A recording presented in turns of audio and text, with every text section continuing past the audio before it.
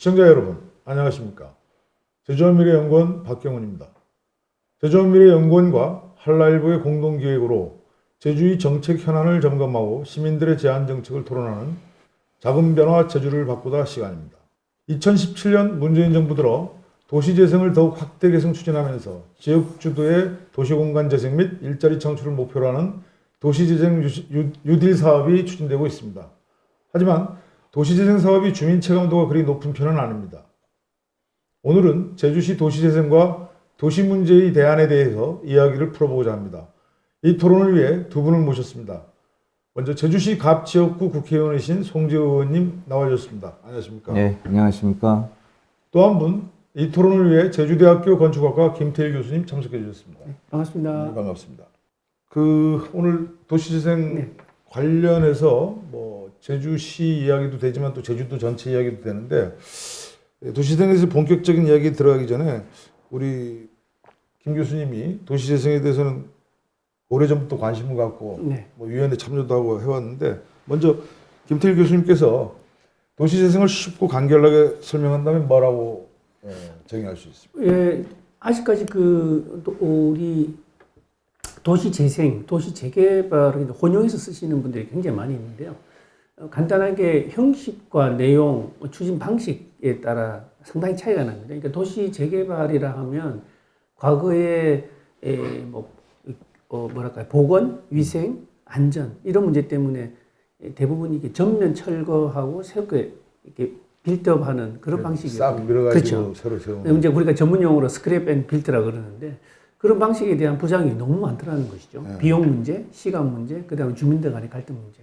그런 거에 대한 반성에서 시작된 게 바로 이제 도시재생이다라고 보시면 됩니다. 그래서 반대로 이야기하면 도시재생은 기존에 있던 건축물들을 전면 철거하는 것이 아니고 그 지역이 가지고 있는 잠재적인 가능성들을 찾아내고 그것들을 지역의 기능에 활성화시키는 방법을 찾는 것이 바로 도시재생이다 봅니다. 그렇기 때문에 내용이 다르고, 그럼 그거 누가 주체를 하냐? 도시재개발은 주로 관주도로 하면서 이제 시민들이 조합을 만들어서 하는 방식이라 그러면, 재생은 그게 아니고 아까 말씀드린 대로 주로 이제 지역 주민들이 중심이 돼서 지역을 이해하고 지역을 주도로 개발해 나가는 방식이기 때문에 아무래도 시간이 걸리고 좀 그렇겠죠. 여러 가지 어려운 점이 많은 부분이 사실입니다. 왜냐하면 한 번도 해본 적이 없는 도시 사업이라서 어려운 점이 많을 겁니다. 그런 것 때문에 어쨌든 도민 전체나 주민들이 그 피부로 느낀 감각은 되게 좀 미진하다는 느낌을 여전히 갖고 있는데요.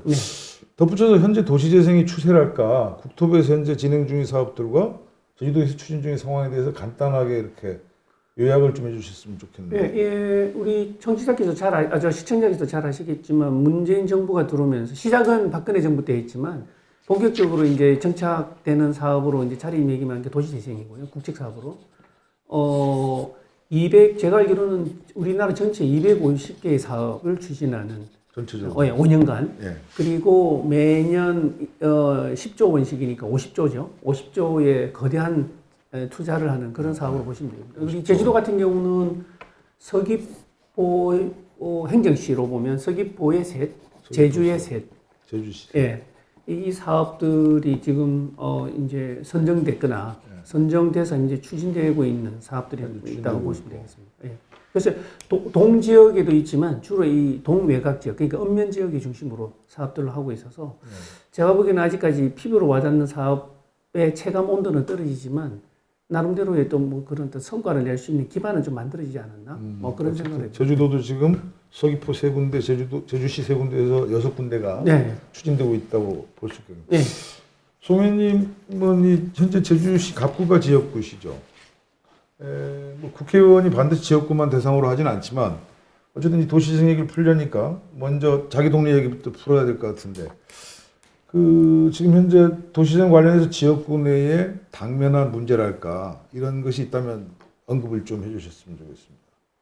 그 도시재생이나 도시 문제와 관련해서 제주시 갑을 예로 우선 들어보면 용담동, 또 도두, 외도, 아주 작게는 이 지역은 소위 구도심이기도 하지만 공항소음 피해가 심한.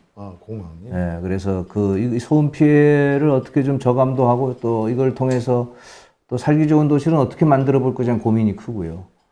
도두는 또 하수종말 처리장, 제주시의 오폐수를 처리해야 되는 부분이 돼서 이게 잘 돼야 되는 것도 있지만 왜 도두만 해야 되느냐는 또 그런 그 생각도 없지 않은 거고요. 또 올라오면 아까 우리 김 교수님 이야기했듯이 삼도동 쪽은 진짜 텅 비어가지고 이 텅 빈 소위 원도심을 우리가 어떻게 또 해야 될 것이냐 그런 고민이 있고 또 더 올라오면 이제 연동 노용은 사람들은 많지만 이게 교통이나 쓰레기나 주거 환경이나 모든 문제가 녹지나 공원이나 이런 게 이게 제대로 됐나 이게 사람이 살기에 좀 좋은 도시인가에 대해서 사실은 그렇지 못하다라는 시민들의 의견이 많은 거고 또 옆에 오라동은 부진 넓은데 굉장히 또 무계획적으로 가는 그냥 자기 마음대로 가요. 뭐 오라동이면 공원을 또 요새 무슨 아파트 짓는 이야기도 하지만 네, 또 도시공원. 그래서 우리가 소위 읍면 지역을 빼더라도 제주시 갑 지역만도 도시의 모든 문제를 가지고 있는 정말 그 골칫덩어리랄까요? 외과 수술이 필요한 그런 지역이라고 보여집니다.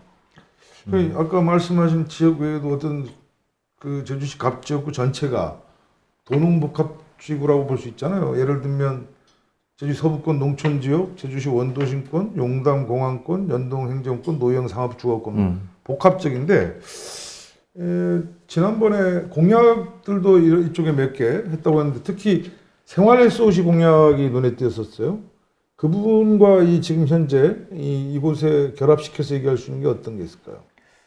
그 말 자체가 어려운데 생활 SOC라는 거는 이제 SOC라는 기반 시설인데 인간의 생활에 꼭 필수적인 기반 시설을 우리가 생활 SOC라고 이야기하는 거고 그걸 좀 품격 있는 생활, 좀 사람이 좀 사람답게 살 수 있는 생활을 기준으로 해서 본다면 일단 좀 보건, 의료, 보육, 뭐 체육, 문화, 여가, 뭐 전시, 공연 뭐 이런 게 다 들어가 있는 소위 그런 류의 종합적인 시설을 이야기하는 개념으로 보시면 되고요. 이게 나온 건 뭐냐면 그 전에 문재인 정부 이전에 이 도시재생 사업은 주로 비어있는 도시를 어떻게 우리가 이걸 안 비게 할까 하다 보니까 유동인구를 중심으로 뭐 관광으로 간다든가 무슨 카페나 식당을 만든다든가 결국 그 사람이 살 수 있는 도시로 만들어주는 게 아니라 그걸 재개발하는 개념으로 가니 이제는 좀 사람이 떠나지 않고 거기서 좀 전에 살던 곳에 살 수 있게 해주자. 그런 기본 철학이 이 문재인 정부의 도시재생의 가장 그 특징인데 그래서 아까 김 교수님 말씀했던 50조를 넣어서 5년간 하는데 그럼 생활 SOC라는 소위 말하면 기반 이 인간의 생활에 꼭 필요한 시설이 들어가 줘야 되지 않겠습니까? 네.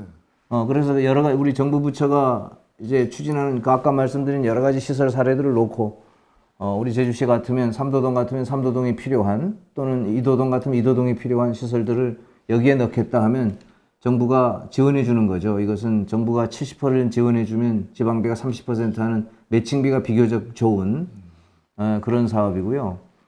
실제 제주시 갑을 뭐 서귀포 이렇게 해서 이 생활 SOC들이 들어가서 지금 현재 진행 중에 있고 최근에는 그 시민회관 제주 시민회관을 리모델링해서 소위 우리가 잘 아는 그 시민회관을 정말 새로운 시민회관으로 새로운 시민의 생활 공간으로 탄생시켜 보자. 예, 이렇게 돼 있고 우리 지역구에서는 애월이 애월. 좀 편안한 말로 목욕탕이 없습니다. 네. 그러니까 뭐 그 세월 동안 그 애월에 목욕탕이 없다는 게 말이 안 되잖아요. 공공 목욕탕이 없어요. 그래서 뭐 여러 가지 이유가 있지만 뭐 모든 민선지사 모든 국회의원들이 애월에 목욕탕 해주는 게 이제 수건 해결인데 목욕탕. 네, 이게 이제 해결이 이제 될 전기를 맞아서 생활 SOC로 이게 생활 SOC 예. 그러다 그 안에 목욕탕을 집어넣는 그렇죠. 뭐 그러니까 뭐 도서관도 넣고 뭐 공연 시설도 넣고 그 안에 목욕탕도 넣어서 예, 그렇게 해서 지금 이제 추진이 되고 또 노영 같은 경우는 뭐 다 알지만은 여가 또 문화, 체육 이 시설이 사실 굉장히 빈약합니다. 그래서 종합적인 이 체육 시설을 소위 노영에 지금 노영 연동 오라를 대상으로 추진하고 있고요. 그렇게 이해를 하시면 될 것 같아요. 이 노영 같은 경우 엄청나게 인구가 급격하게 증가한 지역이고 완전히 도시화가 고밀도로 이루어지고 있는 곳인데 정말 문화시설이 그에 따라서 뭐 문화라든가 어떤 체육복지 이런 전혀 없는데 어쨌든 여기에도 지금 생활 SOC 사업을 끌어다가 이제 넣는다는 건데 이 생활로 SOC 사업하고 지금 도시생 UDL하고는 좀 다른 거죠. 다른 거죠. 예, 그래서 보완적인 거로 보시면 됩니다. 상호 보완적이다. 그러니까 도시생 UDL 사업은 주민들 중심으로 해서 신청해가지고 관리받으면서 추진하는. 예, 그러니까 이제 송 의원님 말씀하신 거에 제가 조금 더 보완을 해드리면 이 도시라는 게 기본적으로 개인의 생활들, 저 주택들이 모여서 집합체를 이루고 있는 공동체잖아요. 근데 그 공동체가 유지되기 위해서는 기본적인 공공성이 강한 그 인프라들이 있어야 된다는 거죠. 예를 들면 대표적인 게 이제 공원, 네. 그 다음에 도로. 또 그것만 있으면 안 되니까 뭐가 있어야 되냐면 뭐 이제 문화시설. 네. 뭐 우리 제주도의 문예회관도 마찬가지고 시민회관 아까 말씀하셨지만 그게 공공자원이란 말씀이거든요. 이제 그런 것들은 개인이 투자하기는 투자할 수도 없고 투자할 수도 없는 상황이니까 이제 그런 것들을 SOC라는 이름하에 기반을 좀 정비해 주면 나머지 이제 주거에 대한 부분 나중에 이제 뉴딜 사업에 대한 이야기가 나오겠지만 그쪽에서는 주민들이 자기의 생활 공간이니까 그건 알아서 하라. 이제 알아서 하는데 우리가 돈을 많이 지원해 줬다는 굉장히 좋은 사업이죠. 그러니까 예, 기본 공공의 인프라에 예, 이제 도시 재생 사업, 뉴딜 사업이 들어앉으니까 그 자체가 이제 도시의 문제가 좀 나름대로 완결성을 높이는 뭐 그런 걸 보시면 될 것 같아요. 근데 제주도가 지금 예를 들면 도시재생은 좀 늦은 속도로 다시 고쳐 쓰고 네. 이렇게 활용해서 쓰는 이런 재생적인 의미가 강한데 그 예전에 보면 제주도의 급격한 인구 증가에 따라서 그것도 있지만 이 토지가하고 주택가가 갑자기 상승해가지고 제주도가 상당히 그 문제가 많았잖아요. 지금도 뭐 진행 중인데 이런 상황에서 도시재생이 더디 갈 수밖에 없는 그런 이유는 없을까요? 제가 보기에는 뭐 그 외적 요인 지금 말씀하신 거는 이제 부동산 가격 상승 또 거기에 따르는 여러 가지 부작용이 이제 걸림돌이 되긴 되는데 근데 저는 뭐 어떻게 보면 좀 긍정적으로 본다 그러면 우리 송 의원님께서는 또 반대의 의견 되시는지 모르겠지만 저는 이제 긍정적에서 보면 상대적으로 저평가됐던 제주의 집가가 그래도 어느 정도의 좀 뭐랄까요 정상적인 수준의 어떤 그 환경에 올랐다. 물론 이제 좋은 현상은 아닙니다. 이게 저는 좀 서서히 올라야 되는데 너무 단기간에 집가가 상승했던 부분에는 한계가 있다라는 생각이 들고 그럼에도 불구하고 이제 우리 도나 아니면 지역 주민들이 조금 더 다른 측면에서의 이 도시 재생 사업을 이끌어가는 방법론만 잘 추진한다 그러면 소위 말하는 이제 방법론이거든요. 네. 그래서 이제 기본적으로는 이런 우리 송 의원께서는 SOC 사업에 돈을 많이 끌어오셔야 될 또 부담감을 갖게 계시고 우리 지역에 있는 주민과 우리 도에서는 그런 부분에 대한 완성도를 높이는 도시 재생 사업에 적극적인 참여의 어떤 의지 또 그런 방법론을 찾아 나가는 거 저는 그게 굉장히 중요하다고 봅니다. 저는 의지의 문제지 이제 돈을 2천억 뭐 몇백을 끌어왔느냐의 그런 문제는 차후의 문제다. 일단 주민들이 어떻게 적극적으로 참여하고 그 참여할 수 있도록 행정은 어떻게 소위 말하는 파트너로서 인정하고 이끌어갈 건가. 저는 그것이 가장 먼저 해결돼야 될 문제가 아닌가 하는 생각이 듭니다. 사업에 대한 이해도 높여야 되겠고 뭐 그런 부분이 아직까지 일부에서는 우리 제주도의 도시 재생 사업은 뭐 보니까 이게 많더라고요. 많이 따왔더라고요. 예를 들면 서귀포나 이런 데도 돈을 뭐 합치면 700억, 200억씩 따오는데 따오면 뭐 하느냐. 우리한테 뭔가 달라진 게 없다라는 피부의 어떤 체감 온도가 낮은 이유도 그런 것이 아닌가 하는 생각이 듭니다. 이 주민들의 참여가 좀 제한적이고 뭐 그런 부분에서의 좀 개선의 여지는 있다고 생각이 듭니다. 이번에 지금 서울시 선거에 나오는 모 후보가 21분 내에 네. 해가지고 29권역에 21권역에 그 사업들을 이렇게 구상한 아이디어 차원의 것이 나와 있는데 그런 부분과 지금 아까 말한 생활 SOC도 뭐 저기 어디 애월에 하나 짓고 저 어디 한 군데만 지으면 각 지역군에도 여러 그 권역이 있지 않습니까? 생활권으로 나뉘는 다른 쪽은 또 상대적으로 박탈감이 심할 거 아니에요. 그래서 그런 부분들에 대해서는 어떻게 생각을 해보세요? 그 말씀을 제가 좀 이따 또 드릴 텐데 더 중요한 게 문제가 어디 있냐면 보통 다른 나라나 세계에는 자기가 살고 있는 곳이 좀 생활이 어려우면 그걸 좀 고쳐서 살죠. 또 좀 부족하면 좀 어떻게 근처에서 넓히고 이러지 막 도시를 새로 짓거나 이러지는 않거든요. 맞습니다. 근데 우리는 이제 신제주부터 지었고 또 좀 부족한 듯 하면 이제 더 확장해 노형에도 짓고 화북 쪽에도 보면 사마지구 짓고 그러면 그게 뭐 인구가 막 왕창 늘어서 지어지는 게 아니기 때문에 기존 인구들이 거기에 가다 보면 살던 곳은 비잖아요. 그렇죠. 공동화가 생겨. 그러니까 살던 곳은 비어가고 그렇다고 새로 살 곳이 잘 정비된 건 아니고 그러니까 이게 두 가지의 문제를 같이 갖는 게 사실은 제주시 우리 도시 문제의 핵심인데 그러면 살고 있는 사람은 어떻게 할 거냐?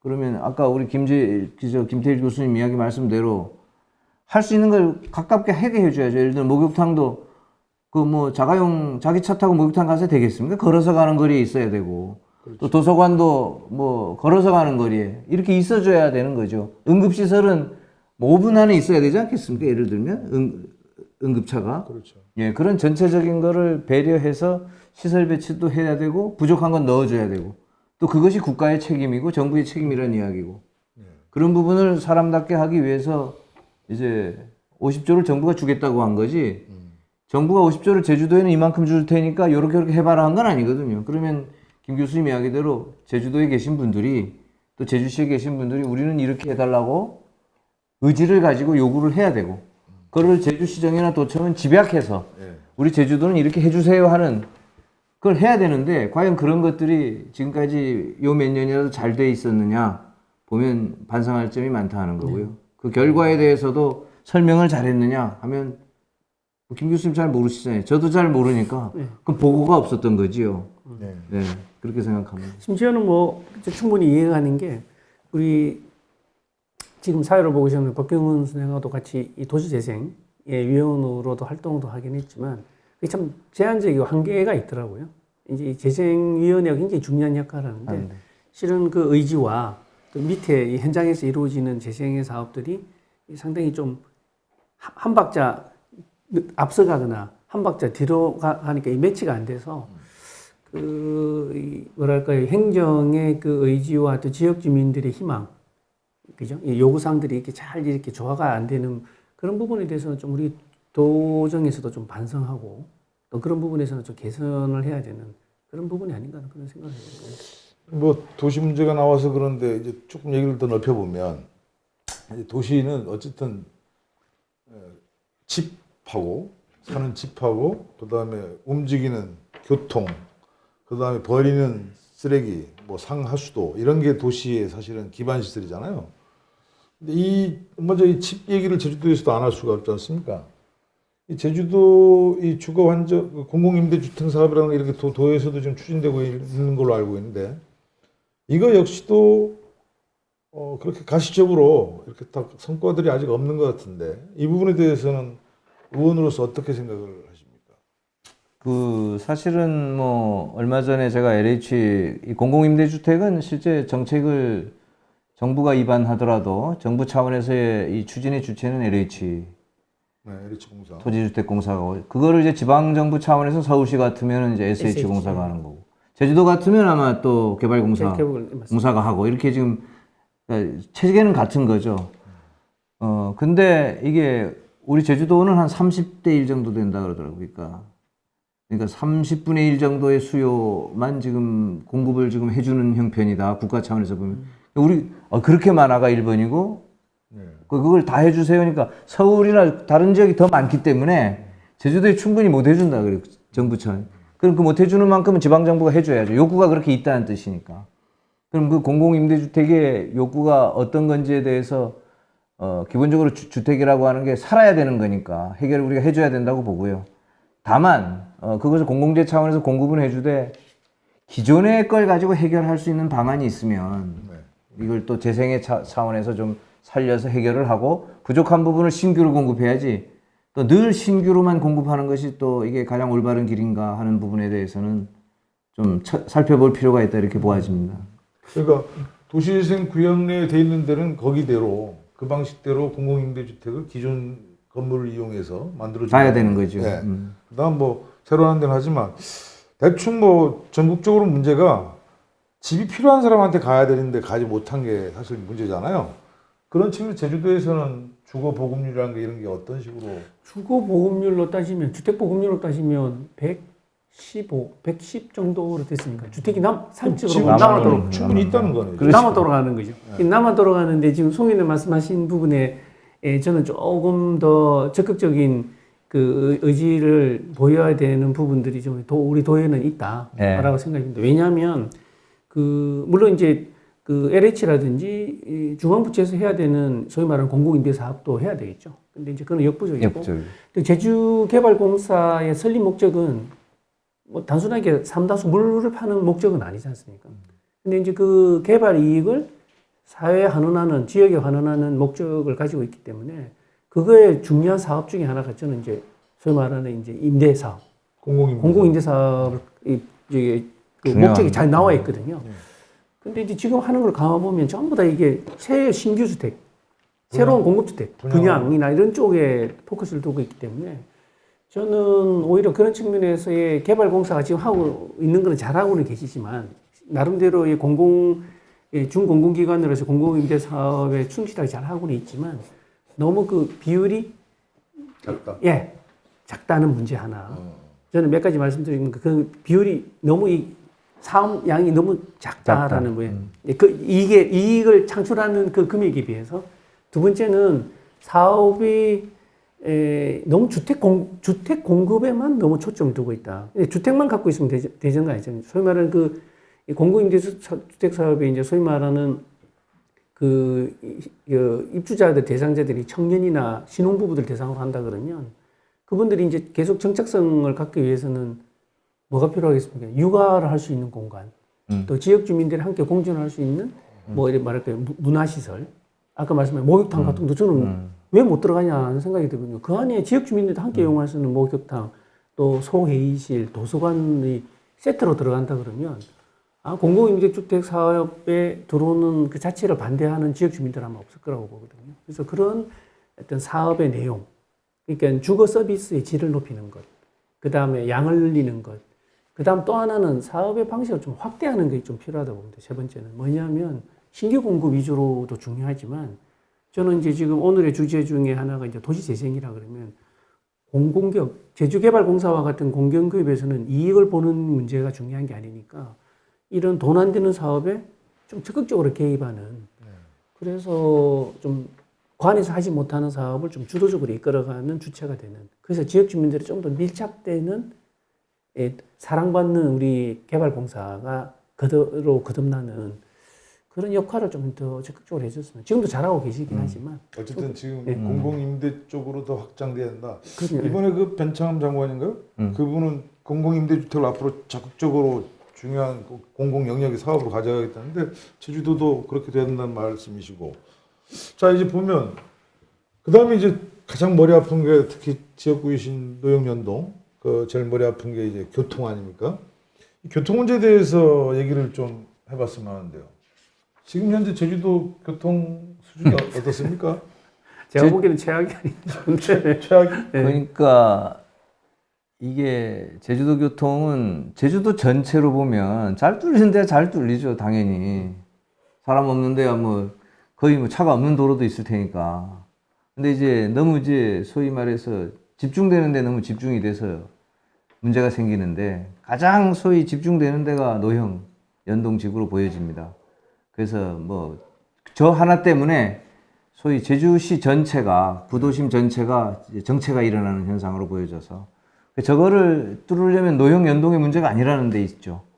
그럼 전체적으로 제주도 전체적으로 볼 때 교통량을 어떻게 분산하는 게 좋은지 또 다른 교통수단은 또 추가적으로 필요한 것은 없는지 또 그런 부분들에 대해서 종합적으로 검토해서 분산 정책을 해야지 노형 연동에 당장 도로를 한 차선 높인다든가 고가도로 하나를 더 넣는다든가 지하도로를 하나 뚫는다든가 이렇게 해서 해결될 문제는 아니다. 네. 포괄적으로 봐야 된다.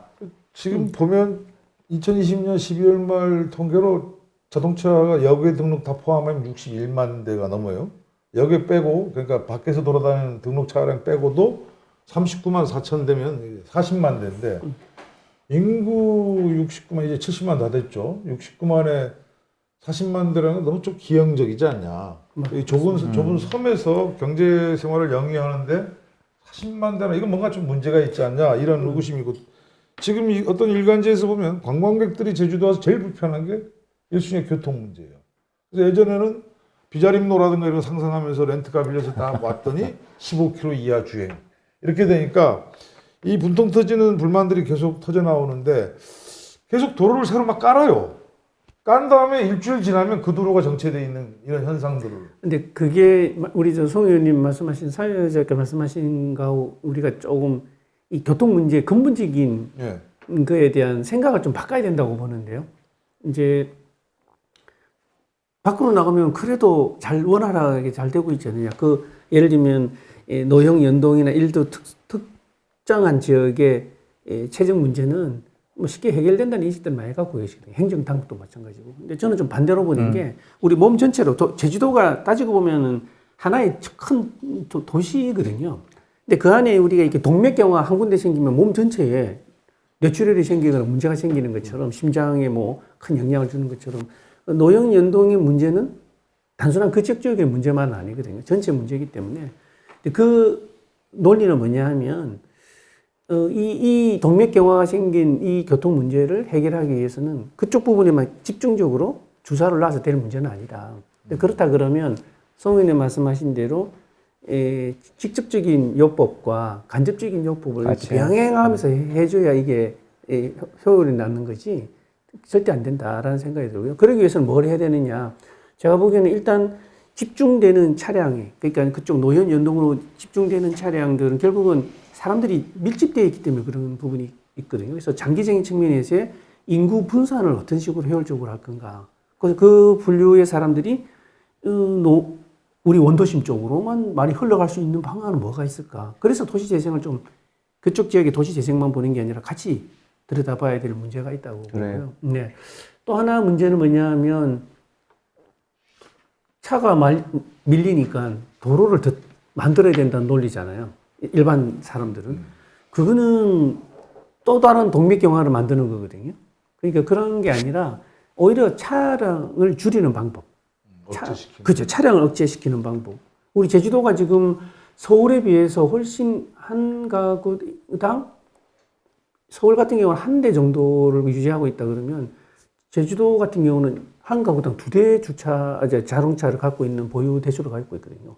더 늘어나고 있더라고요. 점차. 네. 그런 거를 어떻게 억제할 거냐. 그러면은 차 타기에 불편한 구조를 만드는 것. 차를 갖고 있으면 손해를 보는 구조, 도시 구조를 만드는 것. 그러면서도 대안으로서의 친환경적인 뭐 아까 말씀드렸던 뭐 트램이 될 수도 있고 뭐 여러 가지 찬반 논란이 있겠지만 그런 것들에 대해서 좀 더 적극적으로 할 필요가 있지 않은가. 그럼 재원은 어떻게 할 거냐. 그럴 때는 이제 뭐 우리가 도민들의 펀딩으로도 저는 좀 가능한 부분도 있을 거다. 지난번에 그 인터뷰 하신 데 보니까 그 국가철도 사업 혜택을 제주도는 전혀 못 보고 있다 하는데 이번에 JDC 그 용역 결과 중에 재미있는 아이템이 수소 전기 트램 사업이라는 게 나와 있었어요. 요거와 결합시켜서 제주도가 이거를 구상해서 할 수 있는 어떤 아이디어 같은 게 의원님이 생각할 때는 그러니까 이제 우선 이 정책이라고 하는 게 뭐든지 역사가 중요하기 때문에 이게 아이디어가 아니라 실제 트램은 말이에요. 국가철도망 계획에 있었습니다. 제주도에. 제주도도. 예. 예. 근데 없애버린 거예요, 그 후에. 지금 이게 4차고 1차, 2차, 3차, 1, 2차에 있었어요, 트램이. 예. 그 없어져 버린 거고, 있었던 걸. 도민들이 반대해서. 서울에 살짝 지어버린 거고, 뭐 도민한테 물어보지는 않은 것 같아요. 제가, 왜냐면 제 기억에 그걸 가지고 그렇게 논쟁해 본 적이 없으니까. 근데 아마 제주도는 철도가 맞지 않는 것 같다 해서 이제, 그건 뭐, 30년 전 이야기니까 충분히 그럴 수 있는 거죠. 그다음 두 번째는 서귀포시에 혁신도시를 만들 때, 네. 제주도도 혁신도시를 만들어야 되는데 그 당시 도정이 도내 불균형을 생각해서 제주도 혁신도시의 입지는 서귀포로 했거든요. 네. 제주시로 하지 않고. 공공기관이 서울에서 제주시 가는 것도 억울한데 서귀포까지 이렇게 가게 생겼으니 서귀포 혁신도시와 제주공항 간 트램을 검토한 적이 있습니다. 실제 정부가. 그러니까 트램이라고 하는 것은 정책적으로 검토 역사를 가지고 있는 거다라는 것이고. 근데 제가 국회에 와봤더니 국가가 이 국가 철도망 계획을 하는데 지금 이 4차 철도망 계획을 이번 2021년에 확정합니다. 이게 한 50조짜리예요. 50조 플러스 알파를 넣겠다고 기재부 장관이 해서 대한민국의 모든 이 지역 14개 시도의 국회의원들이 이거에 매달려 있어요. 이게 장차 교통을 좌우할 핵심 사업이니까. 근데 우리 제주도 국회의원들만 한가한 거예요. 이게 철도가 없으니까 우리는. 그래서 제가 아니 철도를 놔주든가 아니면 철도 대신에 뭘 좀 해줘야 되지 이런 불균형이 어디 있느냐 해서 그러면 뭘 해줄지 이야기를 그럼 니네가 고민해봐라 이 소리죠. 그런 차원에서 저는 트램을 한번 우리가 이제는 검토해 볼 때가 됐다고 보고요. 이걸 트램을 꼭 제주도 한 바퀴를 돌리는 부분도 있지만 이게 기존 교통이라든가 택시나 운수업체와 버스업체와의 일종의 산업적 측면에서의 충돌이 있을 수 있기 때문에 이 교통체증, 교통 부분을 원활하게 한 시내 단편 구간을 해볼 수도 있습니다. 우리가 오키나와의 그 육구시 가보면 공항서부터 쭉 시내를 하나 돌잖아요. 그런 류의 우리가 트램도 생각해 볼 수 있고 공항과 항만 때문에 제주 교통이 기본적으로 문제가 된다고 보면 공항의 교통을 분산하기 위한 대책도 충분히 우리는 가능하다고 봅니다. 환승센터를 위에다 넣어버리면 되거든요. 예를 들어. 그럼 공항과 환승센터 가는 제주 시내를 관통하는 트램을 넣어도 되는 거기 때문에 이런 부분적 트램을 충분히 검토할 때가 되었고 돈이 없다는 건 말이 안 되고 제가 볼 때는 뭐 정부도 그건 당연히 철도망 계획에 제외될 만큼 해줘야 되는 것이고 그 참 좋은 생각이 있습니다. 왜냐하면 지금 원도심 같은 경우에 가장 큰 문제는 자동차 문제거든요. 원도심에 가기 싫은 이유 중에 하나가 저 같은 개인적으로는 그렇다 그러면 원도심은 제주도의 정체성을 나타내는 지역에서의 역사 경관이나 뭐 이렇게 규제도 해주면서 또 하나 문제는 걸어서 즐거운 원도심을 만들기 위한 방법은 송 의원님 말씀하신 대로 이 트램으로 그렇죠. 끌고 들어가서 많은 사람들을 뿌려놓고 그러면은 수익도 얻으면서 친환경적인 공간을 유지하고 역사성을 갖게 단편적으로도 운영할 수 제가 이거는 제가 그냥 비공식적으로 한번 타진을 해봤는데 그러니까 더 쉽게 말하면 우리 그 도깨비도로 그쪽에 한 60만 평 정도 땅을 LH공사가 가지고 있습니다. 그 60만 평을 우리가 환승센터 복합 우리 제주도에 꼭 필요한 공간으로 한번 그걸 개발해 보자. 그러면 공항과 그 도깨비도로와 해서 동문 노타리로 이어지는 트램선만을 우리가 순환 트램만을 생각해도 소위 말하면 교통 문제의 상당 부분을 우리가 분산할 수 있죠. 그렇죠. 예, 그런 획기적인 방안이 없이는 노영연동의 교통 문제를 단순히 그냥 이 제주시의 서부 지역 문제로만 생각해서 풀 수 없다. 네, 이렇게 생각한다는 거죠. 제주도가 이 제주대학교 연구 용역 결과에 따르면 39만 6천 대가 적정량이라고 최대 양으로 잡았는데 지금 39만 4천 대예요. 이미 이제 포화된 건데 전기차로 아무리 바꿔도 자동차성을 줄지 않습니다.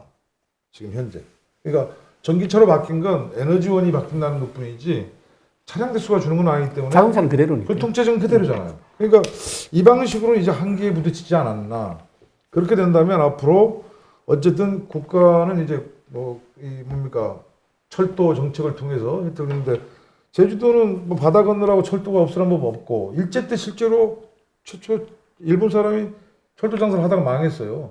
그때 만약 전도를 놨으면 이미 제주도도 철도의 역사로 왔을 텐데 못했는데 아마 앞으로 교통에 대한 대안을 얘기할 때 이 광역 트램이나 또는 아까 말한 권역별 트램이든 뭐든 이거는 본격적으로 좀 고민이 돼야 되지 않겠는가. 그리고 정부의 정책을 끌어오는데 예산을 끌어오는데 제주도만의 또 다른 사업으로 얘기를 해야지 손 놓고 앉아 있는 건 아니다라고 생각해요. 이거는 이제 왜 중요하냐면 제가 이 서영직석 그 근양발전위원장 할 때 네.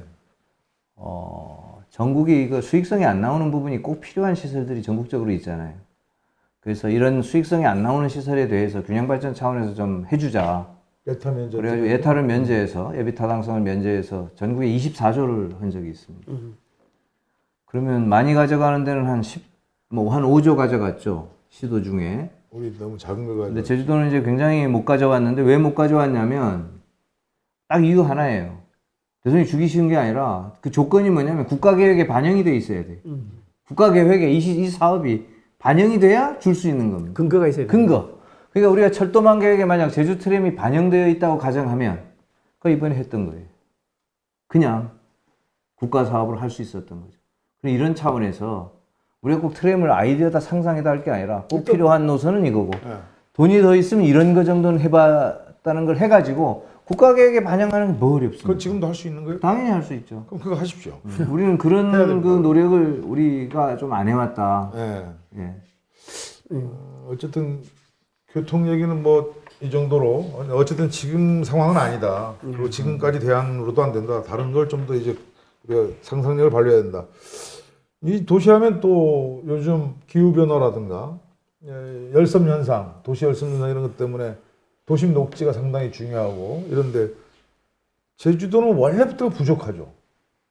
부족한 상태인데 최근에 도시공원 일몰제 이 얘기가 나오고 10년 유예되고 그 안에 대한 얘기되는 사이에 특례 사업으로 지금 갑자기 도시공원 제주 그렇잖아도 없는 공원 녹지가 뭐 아파트 단지로 이제 가고 있다라는 비판들이 나는 사업들이 벌써 2개가 이미 추진되고 있다고 하는데 이걸 도시공원 일몰제인데 우리 김태리 교수님 짧게 이 얘기를 좀 내용을 알 수 있게 우리 저기 안내를 좀 해주시죠. 시청자께서 좀 아셔야 되는 사항, 이게 도시공원 일몰제의 배경은 1999년인가요? 한 20년 전에 이 도시공원으로 지정된 토지주들이 헌법 소원을 낸 거거든요. 이거 문제가 있다. 지정만 해놓고 매입도 안 하고. 그래서 이제 헌법재판소에서는 위헌이다. 재산권 침해다라고 해서 유예를 준 거죠. 그래서 그 20년 이후니까 이게 작년인가요? 재작년이니까 99년 그러니까 이제 2019년, 2020년에 이거를 풀어줘야 되는 상황인데 저는 좀 답답한 게 헌법 불일치가 난 상태에서 20년간 이거를 빨리 이제 정리해야 되는 기간이 있었음에도 불구하고 어떻게 보면 공무에 대한 어떤 그 뭐랄까요 전문용어로 뭐라 그러냐 이게 배임? 네, 직무유기. 직무유기라 그러냐. 그러니까 지금은 돈이 없어서 그 돈을 가지고 이렇게 공원을 매입하는 돈이 없는 거예요. 저는 이제 그런 면에서 보면 이거는 정말 행정에서 직무유기였다. 왜냐하면 그 공원으로 지정되는 당위성이 있었기 때문에 공원으로 됐을 거고 지금은 오히려 공원을 해제해주면서 이게 개발 사업으로 변질된 도시공원으로 지정할 때와 전혀 다른 반대 방향으로 아파트를 짓는 그 사업을 하고 있거든요, 지금. 저는 개인적으로 보면 말이 민간 특례 사업이지 이 면적은 뭐 공원을 면적을 많이 남겨두고 녹지공원을 많이 남겨두고 아파트를 짓겠다는 사업이어서 지금 글쎄 또 지어도 되나? 아까 말씀드린 대로 110% 정도의 115%의 주택 보급률이 남아 들어가고 있고 재생이라는 사업이 지금 들어가야 되는 건데 녹지 공간을 없애가면서 공원을 지어야 되나라는 측면에서 저는 굉장히 비판적으로. 그러니까 뭐 설명을 잘 해주셨는데 그 꼭 시민의 생활에 필요한 그걸 공원으로 지정해 놓고 그걸 제한된 시간 안에 못 하니까 아파트를 지어가지고 사실 국가가 공공재기 때문에 나랏돈 해가지고 곳간에서 이 돈이 나와야 되는데 돈이 부족하니까 민간 분야에 아파트 짓고 그 수익으로 나머지 걸 절반을 공원으로 만들어 달라는 건데. 그렇지. 그러면 이 집 지어 놓으면 이거 집은 또 구도시 매가를 또 흡수할 거 아닙니까? 당연히 그럼 저긴 또 도시재생하겠다고 또 돈 들여야 되고 네. 굉장한 악순환을 하고 있는 거로 생각하고 이것은 가장 첫 문제가 공원은 공원으로 정부가 개발을 해야 됩니다. 돈을 들이고 아예 공원지역으로 지정을 하지 말든가. 그래서 송 의원님 말씀에 제가 조금만 더 붙인다면 사업의 방식들이 없느냐 하면 방식들이 있다고 보거든요. 그 공원법에 근거해서 그거를 민간의 토지를 빌려서 그걸 공원으로 유지하는 방법이니까 토지를 빌려서 공공에서 관리를 하면서 다만 거기에서 비싼 많은 돈을 줄 수는 없지만 20년간, 10년간 토지를 임대하는 조건에 이제 토지 사용료를 지불해 주면 되는 거죠. 그러면 토지주 입장에서는 뭐냐면 큰 금액은 아니지만 그래도 계속 일정한 수익을 장기간 보장받을 수 있다는 이점이 있고 도의 행정 쪽에서는 도시공원의 어떤 이 시민들에게 되돌려줄 수 있는 역할들을 되고 일석이조의 효과도 좀 있다고 봅니다. 자료를 보니까 서울시 같은 경우는 이게 나중에 10년 유예가 되잖아요. 지금 그 기간 안에 지금 현재 일몰제 대상지가 되는 걸 대부분 수용할 수 있는 예산과 이걸 마련해서 지금 대책을 마련하고 있는 모양인데 제주도는 재밌는 것이 이 일몰제 유예 기간이 되자마자 마치 기다렸다는 듯이 지금 예를 들면 중부공원 아파트가 임대주택이 84세대고 782세대가 아파트예요. 그냥 분양 아파트. 그러니까 아파트 이건 무슨 아파트 사업 이건 뭐예요? 이거는 공공용지도 아니고 이런 식의 것 때문에 환경공원연합이나 이런 데서 막 좀 성명 쓰고 했었는데 이게 지금 좀 제주도는 잘못 가는 것 같아요.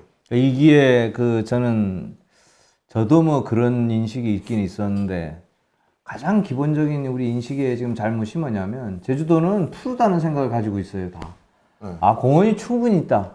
제주도 자체가 녹지다 하는. 한라산 바로 침략하는 좀만 가면 있는데 뭐 이런. 근데 공원이라고 하는 게 그렇게 차 타고 가서 등산하고는 아주 다른, 트레킹하고는 아주 다른 겁니다. 공원은 자기가 살고 있는 그 공간에 녹지가 있어야, 푸른색이 좀 있어야 이게 사람이 제대로 이게, 그러니까 그게 콘크리트도 좀 부셔가지고 나무도 심고 하는 거 아니겠어요. 그런 개념의 공원이 우리가 굉장히 적은 거지요. 네, 그래서 제가 일례로 공무원 교육원에 강의를 갔다가 했던 이야기 중에 하나가 공무원분이 그 이야기 하시더라고요.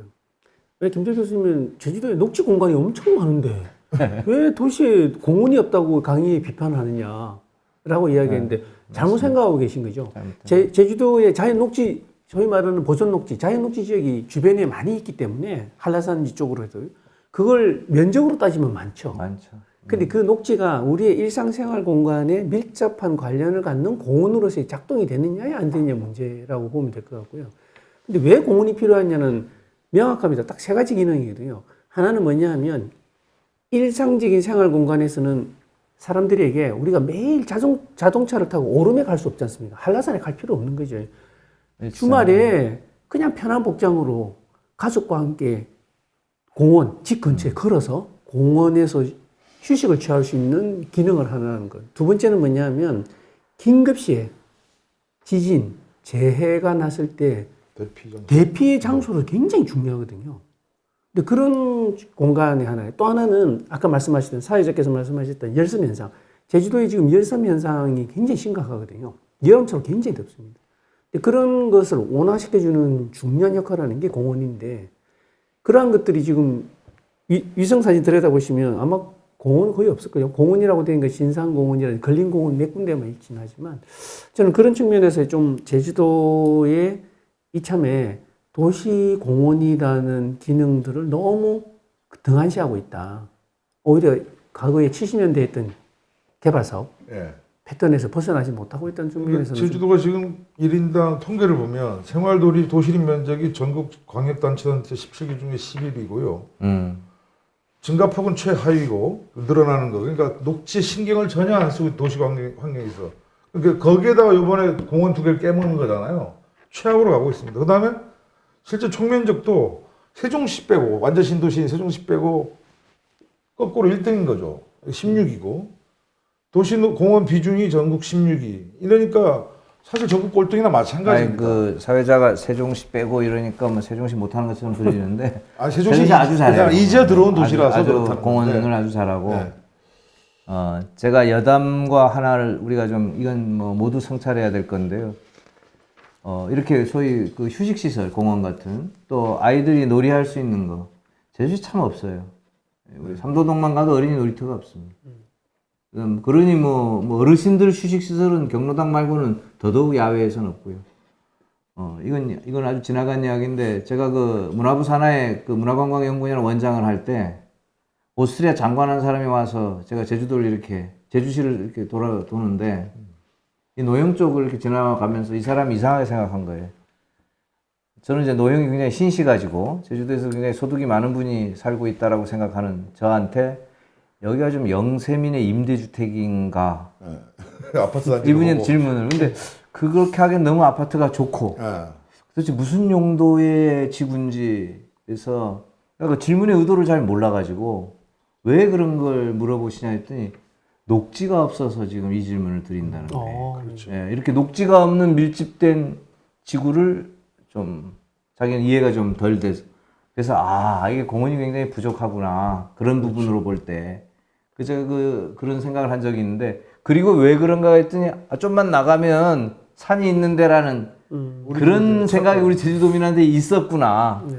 예, 그래서 제가 좀 성찰을 한번 계기가 있는데 그런 부분들을 좀 찬찬히 짚어볼 필요가 있다고 보여요. 이게 생활도시 공간의 녹지란 게 예전에는 마치 무슨 뭡니까 옆에 붙은 껌딱지처럼 이렇게 생각했는데 지금 사실은 아까 말했던 것처럼 도시의 질 수준을 이렇게 가늠하는 게 지금 녹지 정도로 중요한데 제주시는 지금 거꾸로 가고 있다 이런 비판이 많습니다. 근데 이게 우리 제주도에 살고 있는 사람에서 제주도를 뭐 비판하는 건 좀 좀 그렇지만 우리가 요번에 지금 미군 용산기지가 반환이 되면서 서울에서 하고 있는 그 중에 하나 용산공원.